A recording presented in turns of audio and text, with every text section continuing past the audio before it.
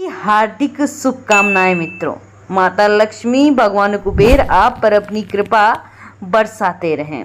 दिवाली के इस पावन अवसर पर दिवाली की कथा जरूर सुननी चाहिए। माँ लक्ष्मी की कृपा बरसती है मित्रों। दिवाली की पौराणिक कथा की शुरुआत कुछ इस प्रकार से करते हैं।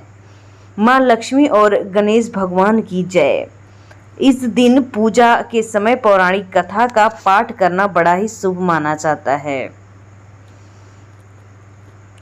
दिवाली का त्योहार इस साल 31 अक्टूबर को मनाया जा रहा है। दिवाली का पर्व हर साल बहुत ही उत्साह के साथ मनाया जाता है। लक्ष्मी पूजन के ये दिन सबसे उत्तम होते हैं।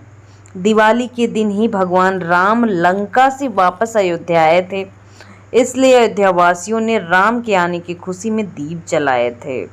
दिवाली पर संध्या के समय माता लक्ष्मी और गणेश जी की विधिवत पूजा की जाती है। इस दिन लक्ष्मी की पूजा करने से साधक को धन की प्राप्ति होती है। दिवाली के दिन पूजा के समय कथा का पाठ करना शुभ होता है। दिवाली की पौराणिक कथा की बात की जाए तो एक नगर में एक साहूकार रहता था। उस साहूकार की एक कन्या थी।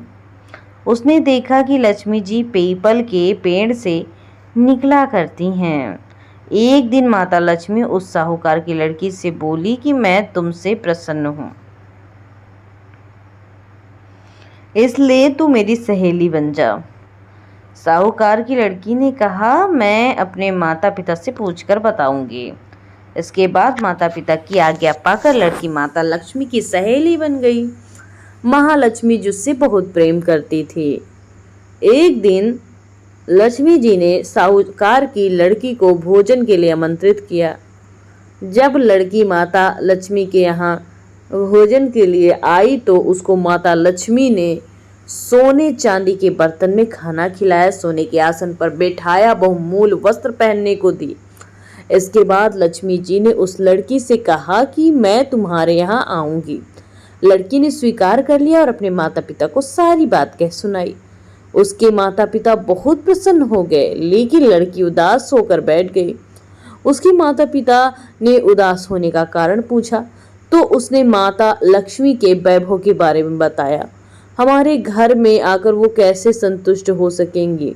लड़की के पिता ने कहा कि जमीन को गोबर से लीप कर उस पर वस्त्र बिछा दिया जाएगा और उन्हें उसी पे बैठाकर बड़े प्रेम और श्रद्धा से खिलाएंगे। ये बात जब उनके पिता ने कही तो वो सुनती रह गई। इसके बाद वहां पर चील मंडराते रहे। रानी का नौलखा हार चील छोड़ के चले गए। नौलखा हार देखकर साहूकार प्रसन्न हुआ। ये देख साहूकार की लड़की प्रसन्न हुई। उसने उसे बेच दिया। लक्ष्मी जी के भोजन का इंतजाम हो गया। इसके बाद वहां श्री गणेश जी और लक्ष्मी जी आए। लड़की ने उन्हें सोने की चौकी पर आसन दिया।